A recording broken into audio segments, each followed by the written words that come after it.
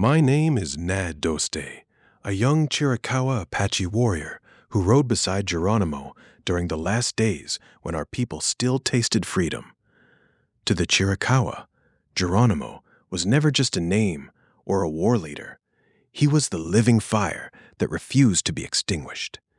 He had watched Mexican soldiers slaughter his mother, his wife, and his 3 young children in a dawn raid years earlier. That single morning carved a wound so deep it shaped the rest of his life. While other chiefs signed treaties and tried to survive on shrinking land, Geronimo refused to bend. He told us our children deserve to grow up knowing the wind on their faces, the mountains as their home, and the old ways in their blood. He spoke with a voice that cut through fear. When he rode, even the elders followed. He became the symbol of what we once were, proud, fierce, and unbound. The San Carlos Reservation was a slow death we called Hell's 40 Acres.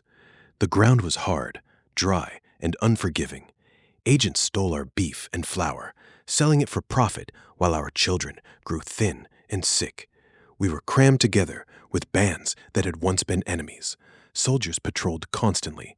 They ordered us to cut our long hair, abandon our ceremonies, and learn to plow land that refused to grow anything worthwhile.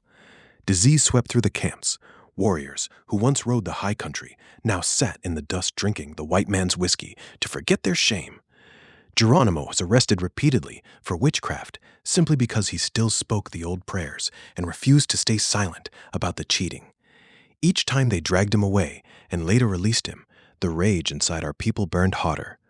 By the spring of 1885, the pressure became unbearable. Rumors flew that the soldiers planned to arrest Geronimo once more and ship him far away, or worse. He gathered a small band of about 40 warriors, along with the women and children who refused to remain prisoners. Naich, son of Cochise, rode with us. So did Lozin, the powerful woman warrior whose hands could locate water or sense the approach of enemies. On the night of May 17, 1885, we slipped away under cover of darkness. We killed the few reservation police who tried to block us, took every horse and weapon we could carry, and rode south into the wild country, leaving the dim lights of the reservation behind like dying embers. We crossed into Mexico and headed deep into the rugged Sierra Madre mountains, steep canyons, narrow trails, burning days and freezing nights. It was harsh country, but it was free. In the first weeks, we raided small Mexican settlements for fresh horses, food, and ammunition. Geronimo led with quiet certainty. He knew every hidden pass and watering hole from his earlier raids. He told us plainly, "We will live as Apaches, or we will die as Apaches. There is no middle road." The soldiers came after us almost immediately, thousands of American and Mexican troops. They had telegraph wires and scouts, but we moved like smoke through the rocks. We split into small groups when necessary, then rejoined later. We traveled at night, left false trails, and struck fast before vanishing. Geronimo was always one step ahead, always watching, always planning. He taught the younger warriors how to ride without leaving sign, how to hide in plain sight among the boulders, and how to hit hard and disappear before the enemy could organize. By late summer, we were high in the Sierra Madre. The pursuit grew heavier every week. Mexican troops burned some of our temporary camps. Food and bullets ran low, but we were still free. One night, around a small fire, Geronimo spoke quietly to us. "They believe they can cage us, like animals, but these mountains are our mother. As long as we remember who we are, they cannot break us." I believed every word. We had broken out of the reservation. We had slipped through the grasp of 2 armies. For a short time, the old life felt possible again. Riding where we wished, hunting when we were hungry, living without chains. Yet even as we sat beneath the stars, I could hear the faint sound of distant horses and the echo of bugles rising from the canyons far below. The soldiers were coming, many more than before, and this time they would not stop until every last one of us was caught or dead. We pushed deeper into the Sierra Madre, following trails so narrow the horses had to walk single file. Geronimo chose every campsite with care. high places where we could watch the valleys for miles, but where soldiers would struggle to climb. At night, we set lookouts and spoke in whispers, always listening for the sound of hooves or the click of a rifle bolt in the darkness. The women and children with us were strong, but the journey tested them cruelly. Lozen's power helped us find water in the driest washes. Neche, quiet and fierce like his father Cochise, stayed close to Geronimo, ready to fight at any moment. We raided a few small Mexican ranches for fresh horses and supplies, but Geronimo warned us against unnecessary killing. Every extra death brings more soldiers, he said. We fight to live free, not to feed their anger. One morning, a scout spotted a long column of Mexican troops moving up a canyon far below us. Geronimo immediately ordered the band to split into smaller groups and meet again 3 days later at a hidden spring. I took 5 warriors and 2 women with children and slipped away along a goat path so narrow the horses scraped their sides against the rock. We spent that night in a shallow cave, listening as the soldiers passed beneath us, their voices and the jangle of equipment echoing off the walls. When the danger passed, we rejoined the others. Geronimo only gave a quiet nod, no praise, no blame. He simply understood we had done what was needed to survive.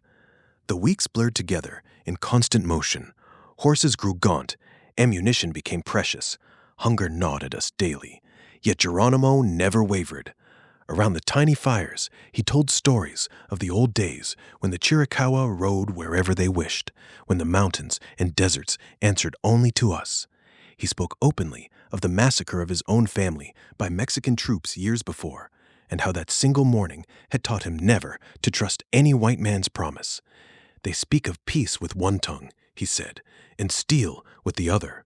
We will live free or we will die free. There is no middle road left for the Apache. I watched him carefully in those hard days. Even when scouts brought word that thousands of American and Mexican soldiers were hunting us, he stayed calm and clear-headed. He planned every move, when to strike, when to hide, when to divide the band to confuse the pursuers. His very name seemed to frighten the soldiers. We later heard they called him the human tiger and put a price on his head. But to us, he remained simply Geronimo, the last man who refused to let our people fade away quietly.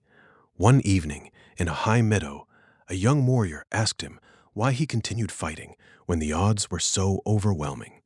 Geronimo stared out across the mountains for a long time before he answered, "Because if we stop now, our children will never know what it means to be Apache.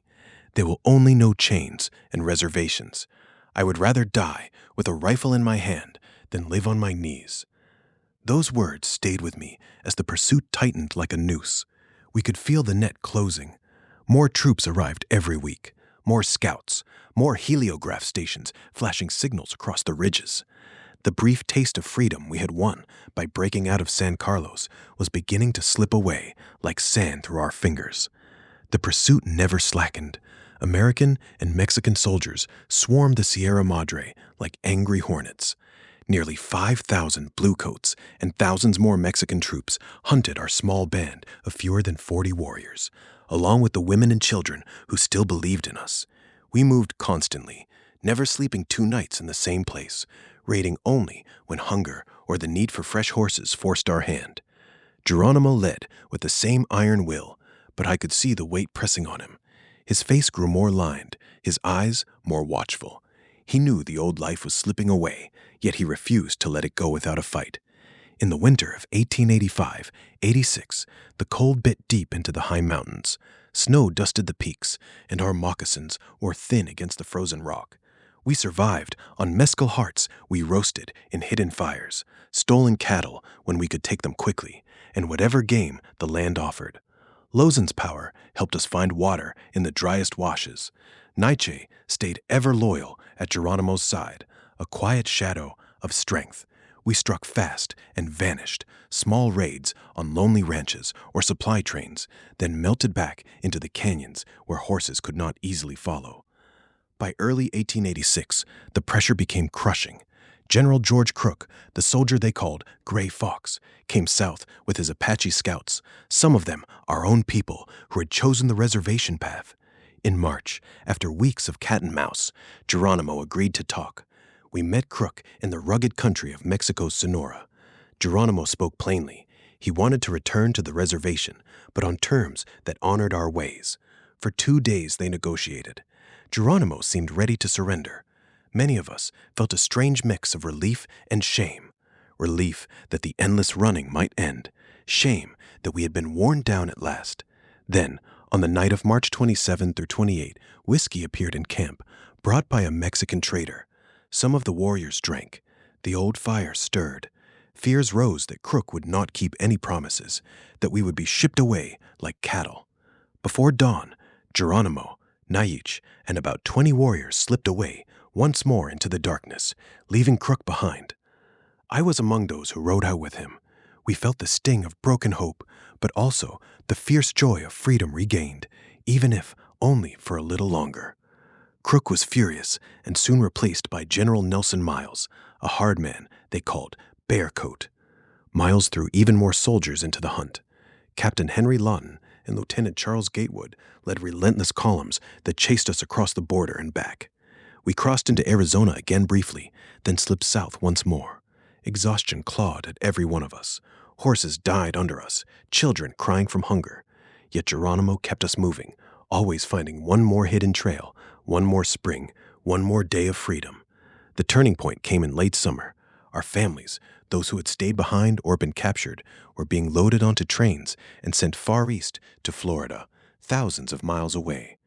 The news reached us through Apache scouts who still remembered old ties. It broke something deep inside many warriors. What was the point of fighting if our women and children were already gone, locked away in a strange land? Lieutenant Gatewood, who spoke our language and knew some of our scouts personally, came forward under a white flag. He brought 2 trusted Chiricahua scouts. They told us the truth.